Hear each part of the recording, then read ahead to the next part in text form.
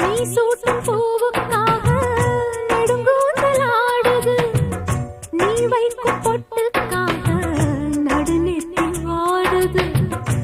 ஆத்தாடி ஒன்னத்தானே உயிர் நாடி தேடுது, காவேரி எங்கே போகும் கடல் வந்து கூடுது.